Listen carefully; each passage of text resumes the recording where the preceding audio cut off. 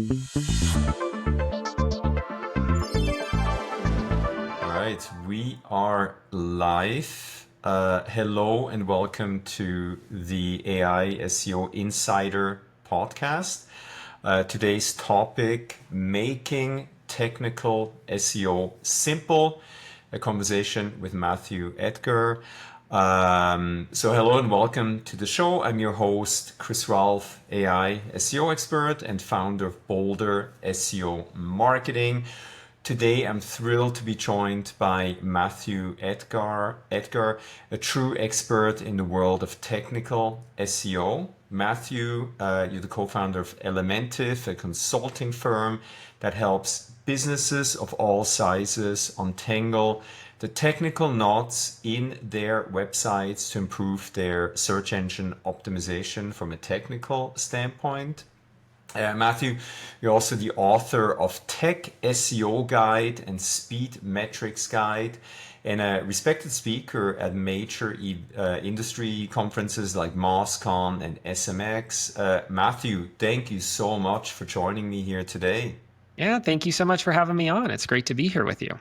Awesome. Hey, Matthew, I think we go way back, right? I think we initially met about maybe 10 years ago. Is that possible? I think so, yeah. So I think it's been about a decade that we've known each other and had the opportunity to work together. Yes, I'm super thrilled to have you here on the show. It's going to be probably like a 30-minute conversation. I think we're not going to go way too technical. So if you're a business owner, marketing professional, or an SEO that's not extremely deeply technical, this podcast conversation is for you. And so my team and I were dangerous enough to address basic technical SEO issues that we deal with our clients. But then when it gets too technical, Matthew, that's when we reach out to you. You're also in the Denver area. Hey, why don't you very briefly introduce yourself to our audience? I already did a quick intro, but anything else that I missed? I don't think you missed anything. I appreciate the intro, and you made me sound quite impressive. So I hope I live up to that reputation. But like you said, technical SEO consultant, co-founder of Elementive, and we specialize in the technical side of SEO and really helping with those tricky, more complicated aspects that come up. And there's so many technical things that can just unravel an otherwise good, SEO strategy. You're right. I mean, there's some basic ones that I think at this point, a lot of people, have the capability to deal with, especially if you've taken time like your team has to really get to know and understand those basics. But things get complicated, and after I've been doing this work now for a couple of decades, working with hundreds of different clients of all different shapes and sizes, I've seen lots and lots of complicated stuff and lots of ways in which things play out. And that gives me a lens to offer, a little more depth, a little more insight and perspective into how these more complicated technical issues can affect things, if they matter, how you need to address them on your site, and where it makes sense to invest, and how it makes sense to approach those. Yeah, and what I really appreciate about you and your team, how you assess an issue that we're not able to properly tackle, right? You really make it easy for people to understand what are the issues. I do like the way you present the information. And so far, I mean, you've been a great asset to, my team and me. And I really am excited about this conversation. So that being said, let's dive right into a situation that we're currently dealing with. Matthew, if you can briefly explain why we brought you in, what is the client dealing with, and what were your recommendations? So let's dive right in, right? Yeah. So obviously we don't want to discuss, details about who this client is, but at a high level, this client had, I guess broadly speaking, we'd say kind of a community-oriented type website.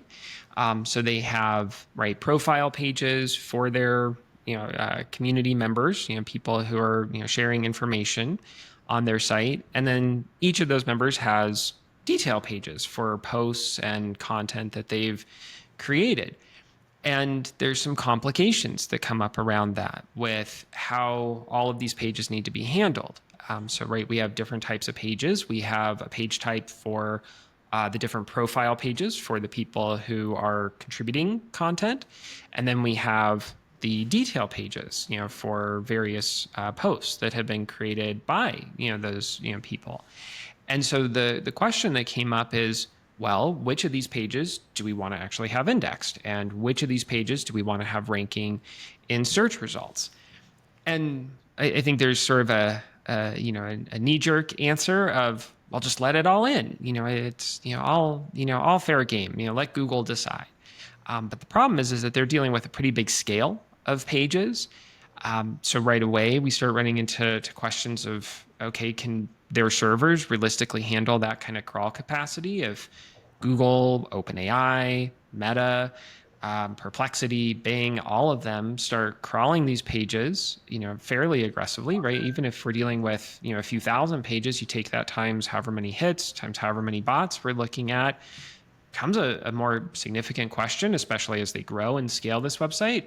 What do we want to let bots actually crawl and access? What can they feasibly handle from that? There's also questions that come up around content quality. How many of these posts that people are creating are actually things that are going to match Google's quality standards with its helpful content and its good quality content. It's something that actually has the potential to rank. And as part of that, it's not just Google anymore, right? We have to think about, do we want AI bots, crawling this content and utilizing this content within prompt responses? Is that helpful content for them to add? Does it add value? Does it add depth? So both on the crawling side and the indexing side, had some pretty big questions to tackle as we think about the architecture of the site. Which pages do we truly want to let in? Which pages do we want to potentially not let in, both on the crawling side and on the indexing side for all the various bots involved? And yeah, so and I thought the answers, the help that you provided was significant. And I'm actually just looking at data from Google Search Console. That website year over year, we're up 200% in organic search traffic. Visibility is going through the roof. So I think the combination of our expertise and your technical SEO help really is making a great impact here. Yeah, so thank you so much for telling us about this real customer case study here. All right, so let's take it down a notch here. Matthew, if you would have to explain what is technical SEO to somebody that doesn't really know what it is and why should they care? So what is it? Yeah. So the way I typically define technical SEO is it's using your website's code and your website's server configuration to better communicate what you do to search engine and AI bots. So search engines and AI companies have programs that they've created that go out and look at websites, and those programs are called bots. And so those bots go and they're trying to scour through everything on the web. They want to find all the content they possibly can. And we need to make sure that those bots are actually finding all the right content on your website. And there's a lot of technical considerations around that. How do you build the website to actually work with all those bots and make sure that your content is something that they can find? And so that's really the core of technical SEO, is how do you make sure that everything on your website technically is working for those bots. And that's why it ultimately really starts to matter, is that if you have some sort of technical problem on your website that, hey, you know what, bots can't work with this, they can't see your content, they can't get to your website, nothing else matters. You can have the best content in the world, the best brand in the world, the best products for sale, just best reputation out there, everybody's talking about you. Bots can't come to your website, it doesn't matter. And I've seen a lot of websites suffer with that, where for whatever reason, Google can't get to your website. Just there's a technical problem preventing that. And as soon as you fix that, then you start to see, oh, wow, okay, now we fixed that problem. Now all this great content you have, all this great stuff you have going on, now it can actually work. So you have to pay attention to those technical factors to make sure it's not hindering your performance overall. Yeah, so I often use the following analogy when I talk with people, right? We're the car shop that will do a great paint job, fix the interior, make things look pretty, right? But then if the car has an issue with the alternator or there's some like oil leak or whatever, and you don't give the mechanic access to look under the hood, right? That's sort of like the technical aspect of the website. We can do certain things to make the car look pretty, potentially make it run a little bit faster, put new tires on there, etc. But if you don't deal with what's inside, you're always going to be limited. So that's my analogy. That's Yeah. a good analogy. So, Matthew, obviously, you and I were using tools, Google tools, paid tools, etc., etc. Can you quickly list, if somebody is not extremely technical, what are the two, maybe three free tools that they absolutely should use? And then if they want to take it to the next level, here at Bold SEO Marketing, we use SE Ranking. It's our favorite SEO tool. They have a great technical tool set. It's a paid tool. That's who we recommend. What are your recommendations in terms of what kind of free tools should they use? And if they want to take it to the next level, what do you recommend in terms of paid tools? Yeah. So I would start with, for everybody, the number one tool is Google Search Console.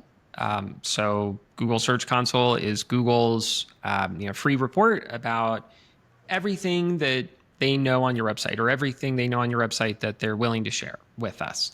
And so within Google Search Console, you can see performance data. You can see how well things are doing, how many clicks you're getting, how sites are ranking. From a technical standpoint, what I pay a lot of attention to within Search Console are the reports about how pages are getting indexed, how pages are getting crawled. There's also reports about schema usage in here as well that can be extremely helpful. Do you want to quickly explain what is schema, just briefly? Oh, yeah, you bet. Schema is structured, it's also called structured data. So this is additional code you can add to your website, and that additional code offers more explanation or more structure around what it is.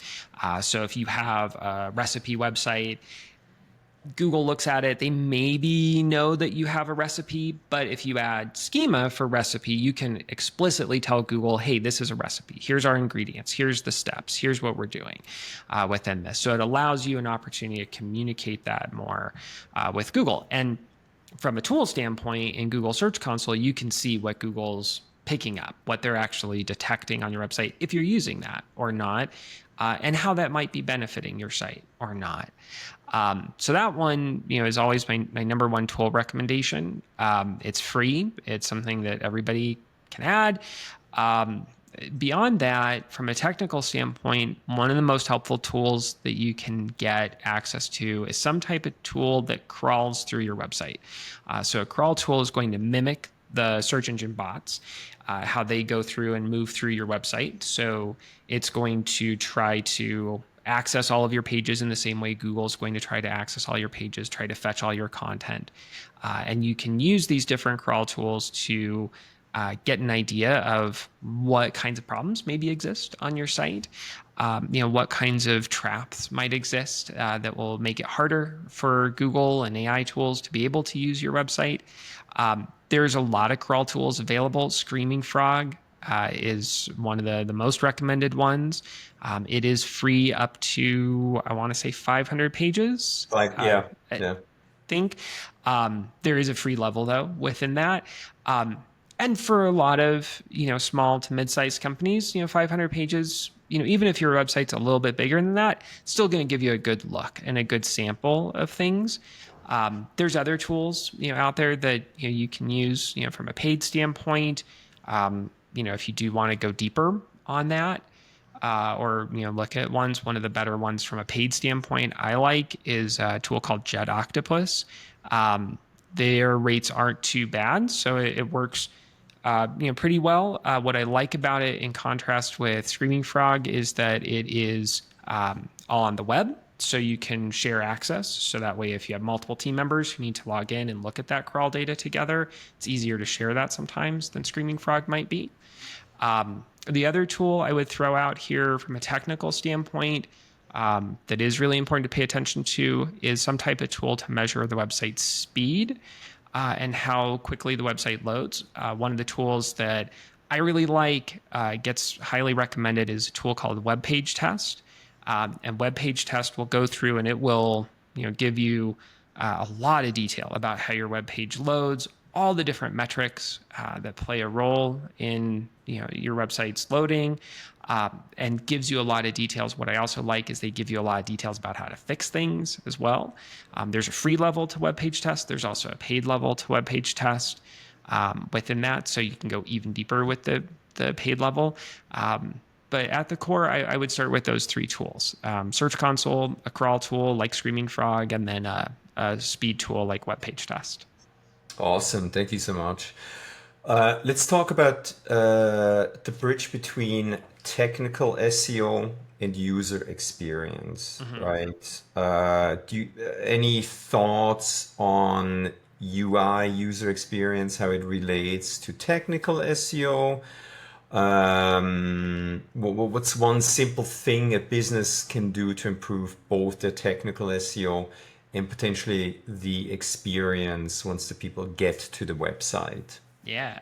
The good news is that so much of what you can fix with technical SEO helps improve the user experience on the site. And what I've always enjoyed with clients is when I go in and help them start fixing technical issues, yes, we see, benefits with, oh, look, you got more traffic, you got more pages indexed, that's great, but conversion rates go up and engagement rates go up. And you take something like, I'll pick on speed for a website.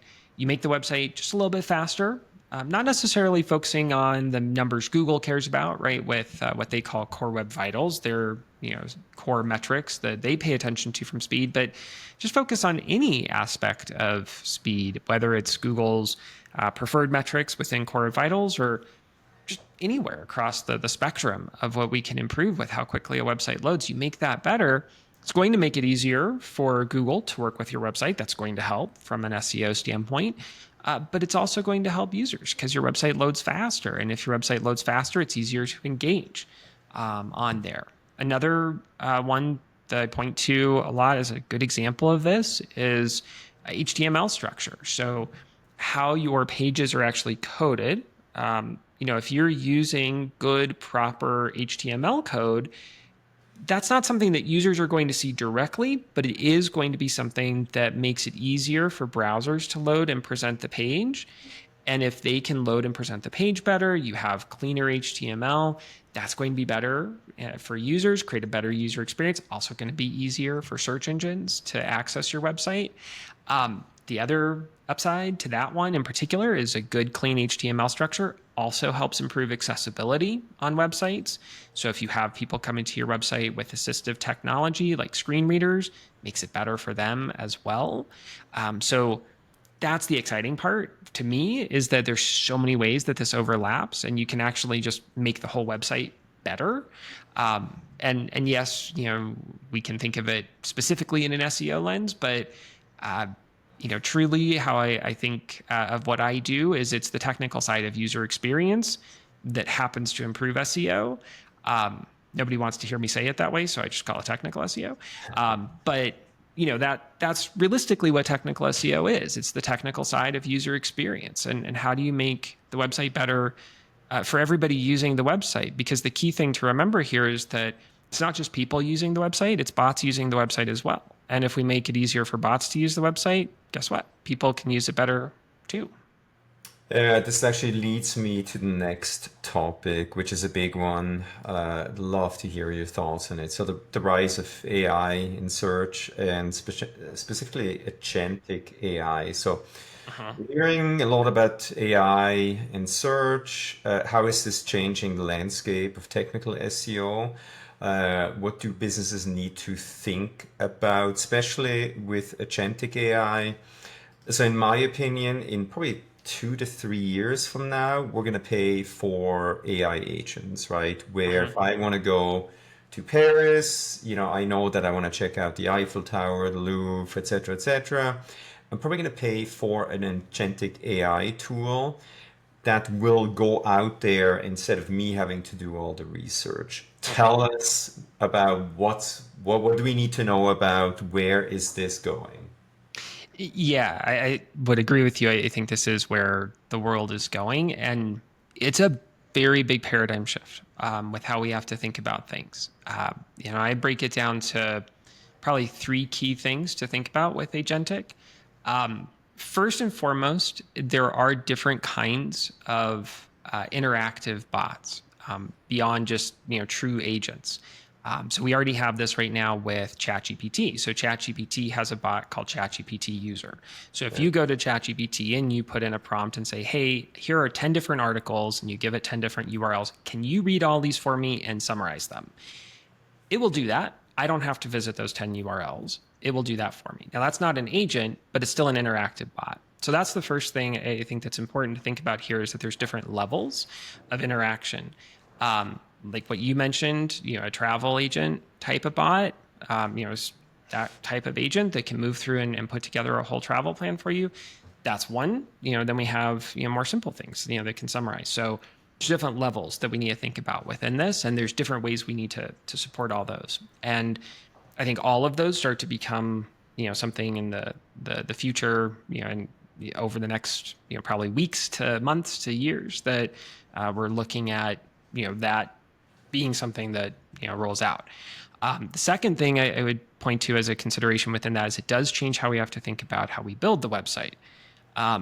So you take something like I've been testing out Perplexity's new browser, Comet. They have a whole You have agent access built to in. it? I do. Oh Um, man, I'm still waiting to get access. yeah, it's awesome. You will enjoy it. And it is eye-opening, and you can start to see the future with things in here very easily. And at this point, I don't want to use a regular browser ever again. But it changes how you have to build a website. So I've been testing this out, and on some websites, on some e-commerce websites, I'm able to give it a task and say, hey, I'm shopping for X, Y, and Z, these kinds of things. Go research these products, and then add them to the cart for me. And on some e-commerce sites, it's able to do that. No big deal. It can find all the products. It can add it to the cart. In other cases, it struggles and it's unable to use the site search tool. It's unable to put items in the cart, or it's unable to manipulate items once they are in the cart.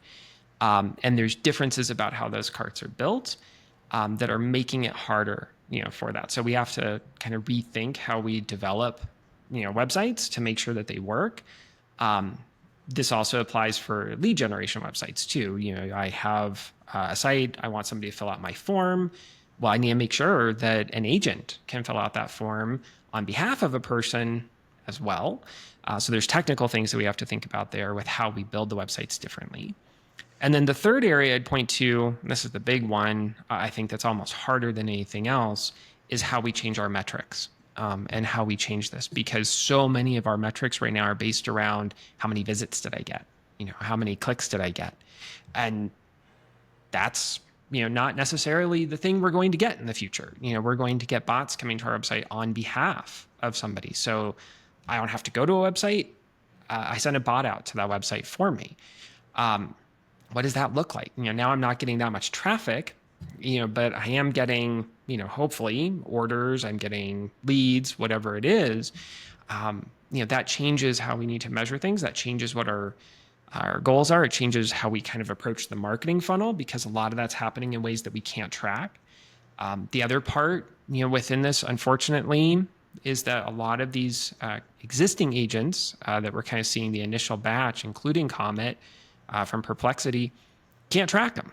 They don't have anything distinguishable that tells you that the visit came. So I can send the browser's agent out and I can have it, go through a website and do stuff. But as far as Google Analytics, as far as, anything else I can look at is concerned, it's just another Chrome visit coming directly to my website. that changes attribution. That changes how we have to think about measuring things. And ultimately, if we're changing how we have to measure things, that changes how we have to think about measuring our strategies. This whole idea of data-driven SEO changes, not necessarily in a bad way, but it changes. So those are the three big things that I would point to around agentic and how that's going to affect things. Those are the kind of things I'm currently working on with clients, trying to figure out how do we handle all of those. Yeah. So it's actually very interesting. Over the last 2, 3 months, more and more people I think are becoming aware of what's happening, of what you just explained, right? So they're asking me, it's like, hey, how do you guys prepare for this? How do you, how are you going to address this? So I think right now we're in this massive gray zone, like Comet just launched of Perplexity, like I don't even have access to it. So I think I completely agree. I think we're going to see a lot of changes, including what is success look like, right?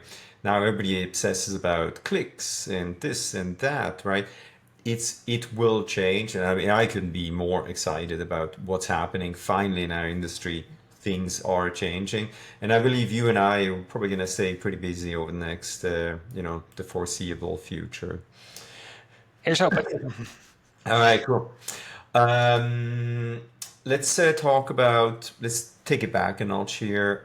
What are some common technical SEO mistakes? If you think about the target audience that is hopefully watching this podcast, what are 3 to 5 ish common technical SEO mistakes that everybody makes out there?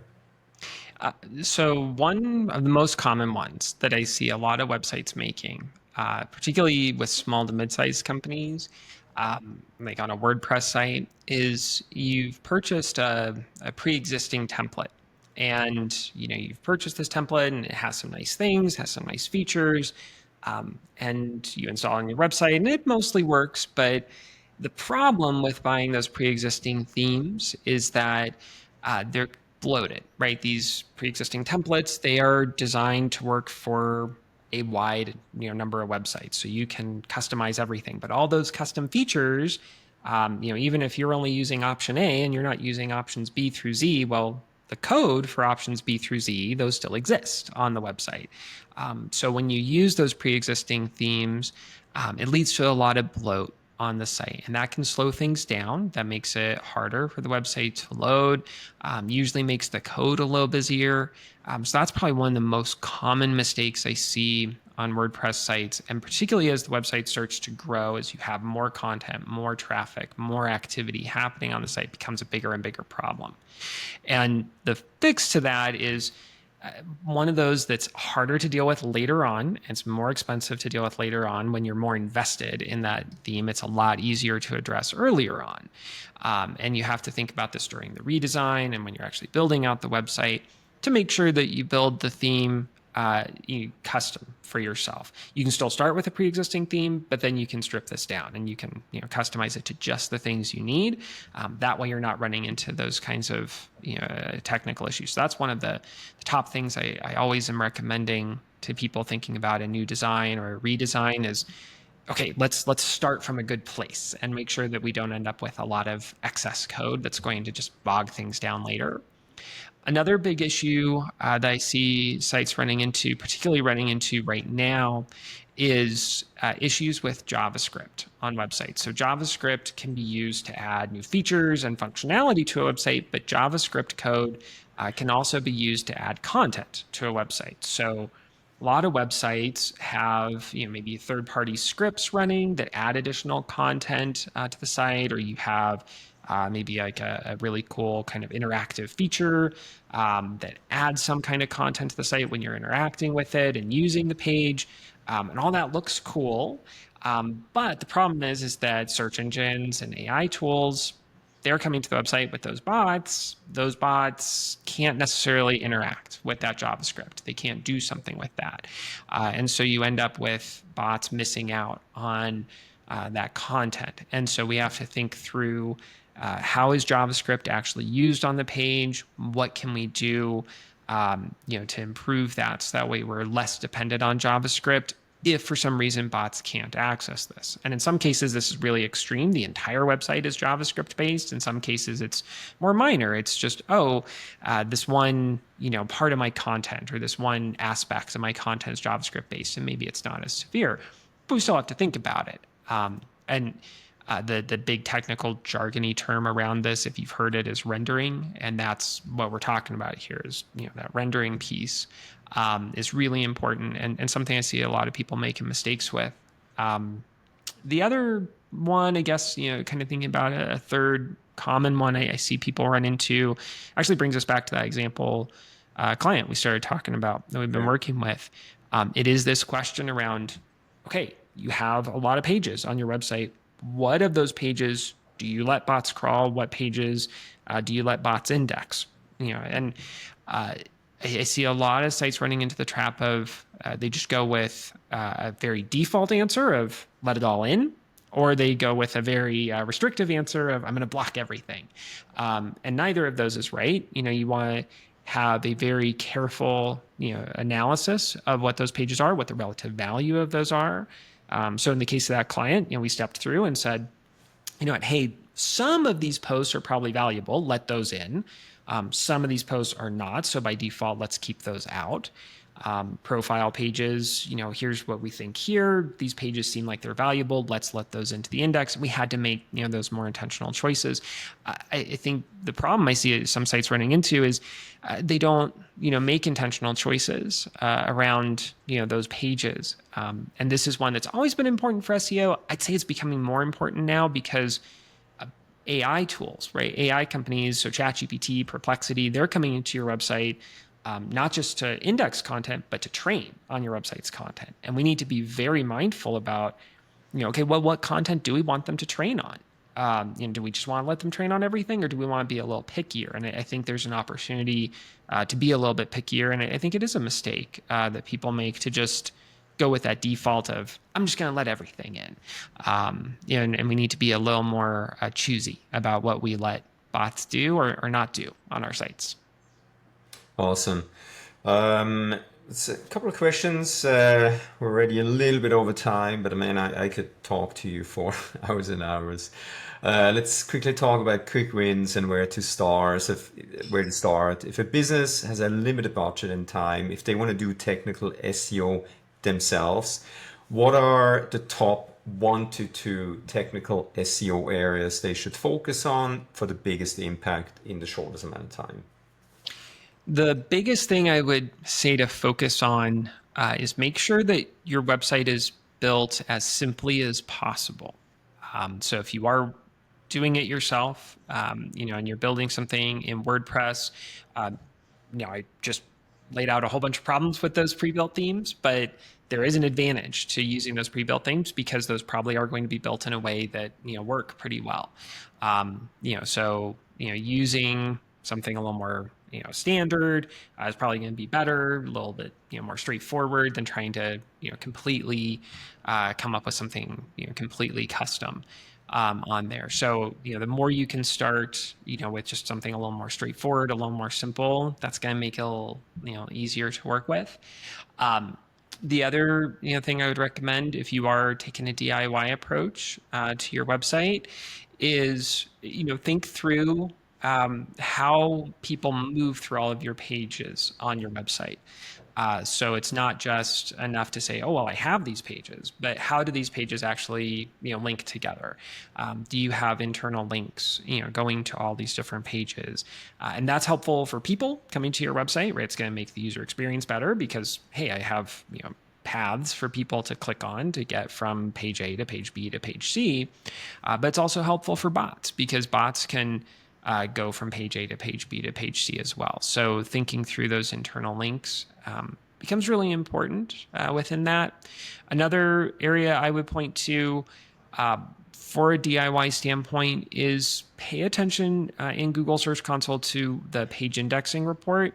So the page indexing report shows you 2 high-level numbers. It shows you pages that are in the index and pages not in the index.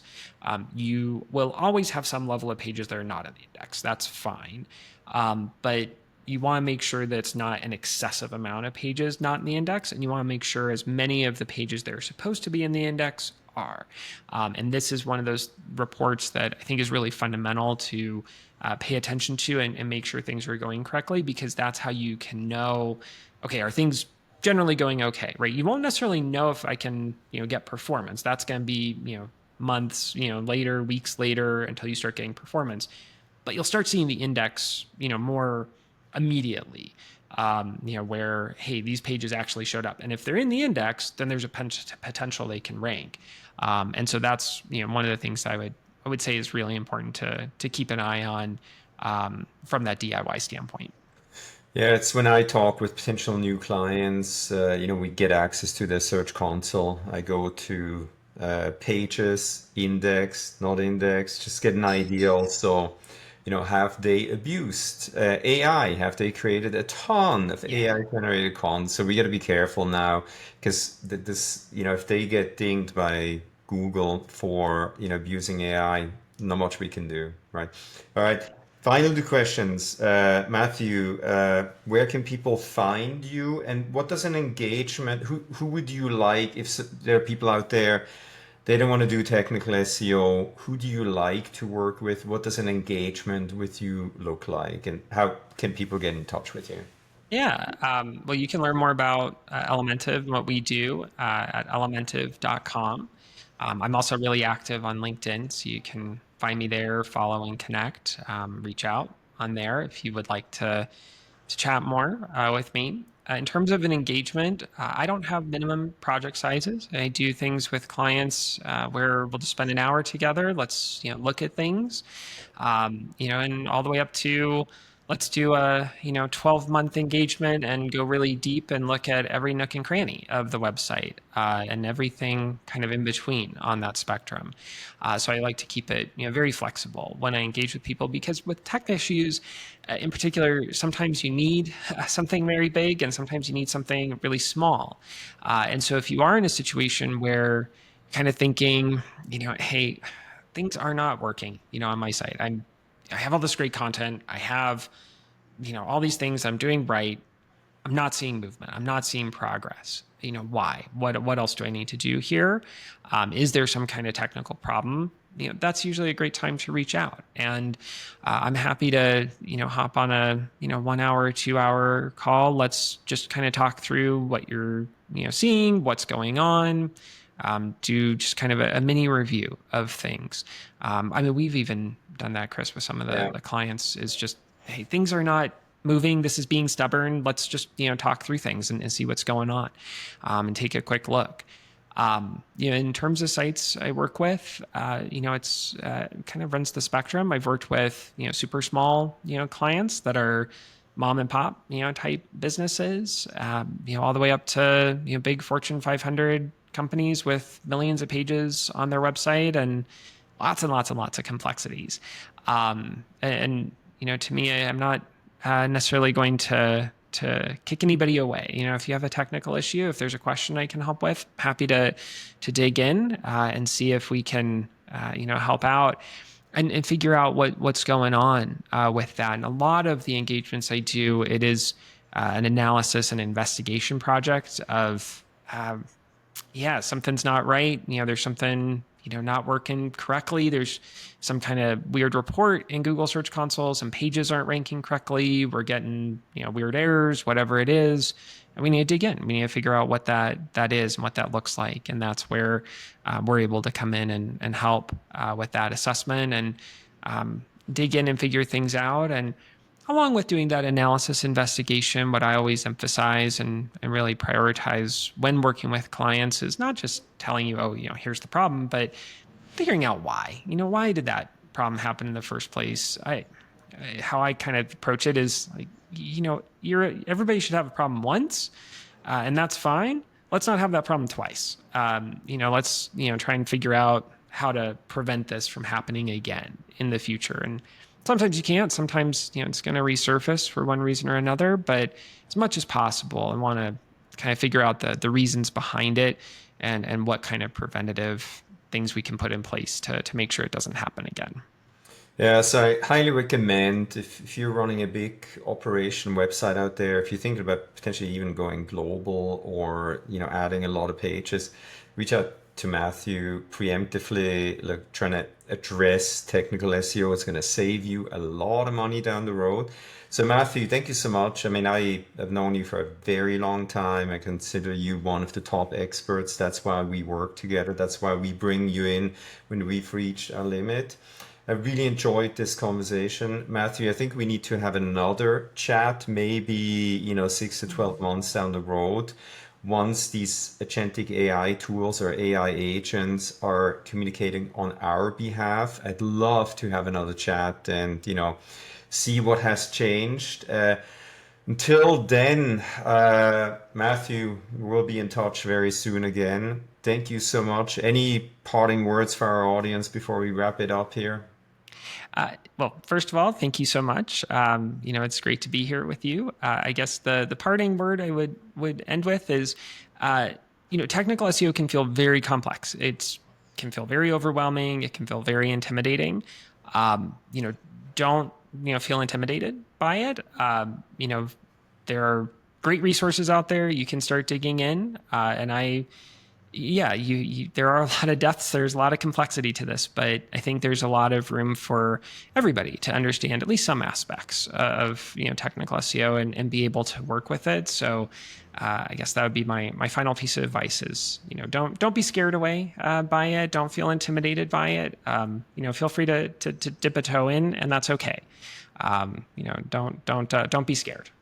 Awesome. All right, we discussed technical SEO with Matthew Edgar of Elementive.